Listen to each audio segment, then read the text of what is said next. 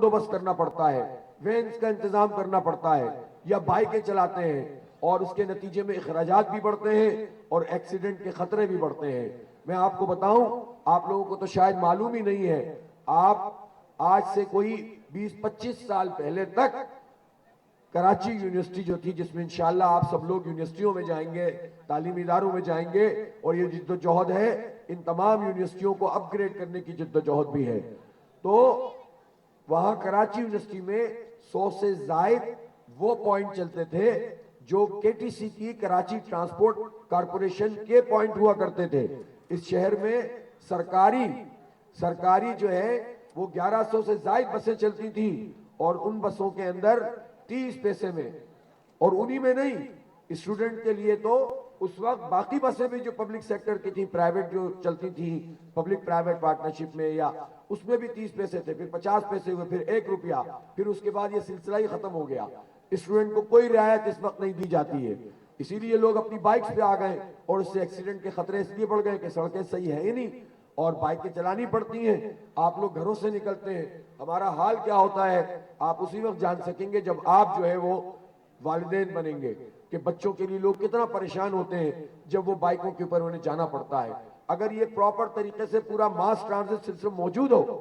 تو آپ کو اس طرح دھکے نہیں کھانے پڑیں گے، چنچیوں میں سفر نہیں کرنا پڑے گا، اور یہ اس شہر میں تھا اور اس سے ہمیں انہوں نے محروم کر دیا، تو ہمیں ان سے اپنا یہ حق چھیننا ہے، اور یہ جد و جہد آپ کو کرنی ہے۔ اس لیے کہ جب پاکستان بننے جا رہا تھا تو قائد اعظم رحمت اللہ علیہ نے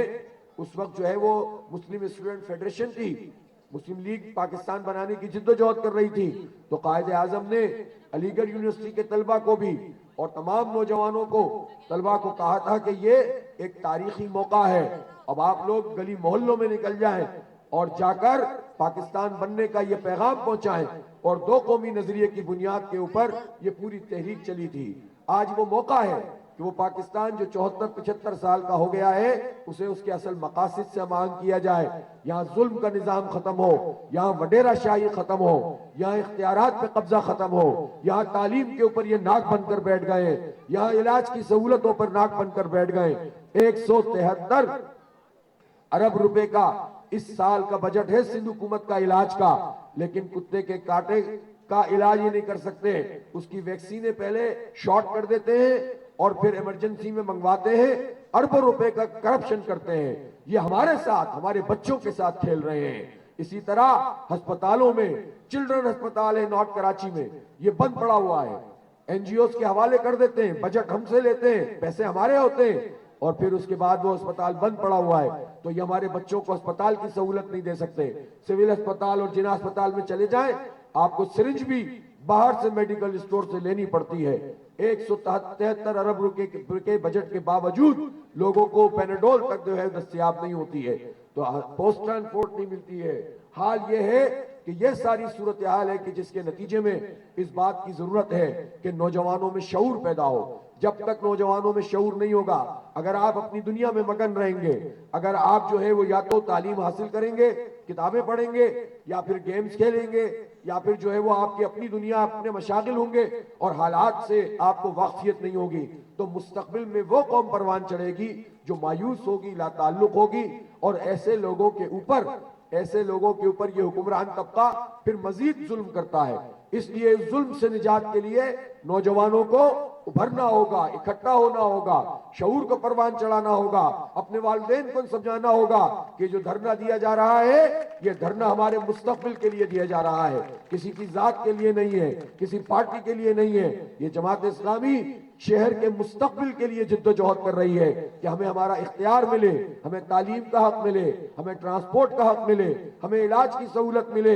اور ہمارا یہ حق ہے، کوئی خیرات نہیں ہے کہ آپ آ کر جو ہے وہ اس طرح سے ہم پر جو ہے چیزوں کو مسلط کر دیں۔ اس وقت کیا صورتحال ہے شہر کے اندر، افراتفری کا ایک عالم ہے، ذرا سی بارش ہوتی ہے تو پھر اس کے بعد جو ہے وہ سیوریج کی لائنیں بہنے لگتی ہیں، برساتی نالوں میں سیوریج کا پانی پڑا ہوا ہے، اچھی آبادیوں کو تباہ کر کے رکھ دیا ہے، پیسے ہمارے ٹیکسوں کے ہوتے ہیں، تعلیم صحت کچھ بھی نہیں دیتے، سڑک بھی نہیں بنا کے دیتے، ٹرانسپورٹ بھی نہیں دیتے، اور پھر جب بلدیاتی قانون لاتے ہیں تو ان سارے اداروں پہ قبضہ کر لیتے ہیں۔ تو میں پوچھنا چاہتا ہوں کہ اس قبضے کے خلاف آپ جد و جہد کرنے کے لیے تیار ہیں کہ نہیں تیار ہیں؟ آپ شعور کو پروان چڑھائیں گے کہ نہیں چڑھائیں گے؟ آپ لوگوں کو سمجھائیں گے کہ نہیں سمجھائیں گے؟ آپ جد و جہد میں حصہ لیں گے کہ نہیں لیں گے؟ یا آپ نے اگر اس کام کو کر لیا پھر اس انقلاب کو کوئی نہیں روک سکتا۔ اس لیے میں چاہوں گا کہ ہماری تعلیمی اداروں میں بحث ہو، مباحثے ہوں، لیکچرز ہوں، سماجی حالات کے اوپر تبادلہ خیال ہو، ہمارے مستقبل کے اوپر جو یہ پہرے بٹھائے جا رہے ہیں اس کے خلاف بات چیت ہو، اور اب طلبہ عدالتیں لگیں، مباحثے ہوں، یہ موضوع بنے کہ یہ قانون کیوں کالا قانون ہے جس کے خلاف ہم جد و جہد کر رہے ہیں۔ تو ہم مراد علی شاہ صاحب آپ سے گزارش کر رہے ہیں، مطالبہ کر رہے ہیں، اپنا حق مانگ رہے ہیں کہ آپ فوری طور پر اس کالے قانون کو واپس لیں اور عوام کا حق عوام کو واپس کریں۔ پھر انشاءاللہ آپ لوگ دوبارہ بھی تشریف لائیں گے۔ اب شام میں ہم نے کہا ہے کہ فیملیز کے ساتھ آپ آئیں، آپ اپنے دوسرے دوستوں کو اس دھرنے کا حصہ بنائیں۔ اب یہ دھرنا یہاں پر ایک بہت بڑا مرکز بن گیا ہے۔ ہم نے تو یہاں پر کرکٹ بھی شروع کر دی ہے، فٹ بال بھی شروع کر دی ہے، باکسنگ کلب کے لوگ آ کر اپنا ڈیمو دیتے ہیں۔ تو آپ بھی جو ایکٹیویٹی کرنا چاہیں، یہ دھرنا اور یہ بڑھتا جائے گا، آگے کی طرف پھیلتا جائے گا، اور آپ آ کر اپنی ایکٹیویٹی بھی کریں، آپ اپنا ڈسپلے بھی کریں، اور یہاں پر پرجوش نعروں کے ساتھ جو ہے اپنی زندگی کا ثبوت بھی دیں اور اپنے مستقبل کے تحفظ کی اس جد و جہد میں شریک ہوں۔ میں ایک مرتبہ پھر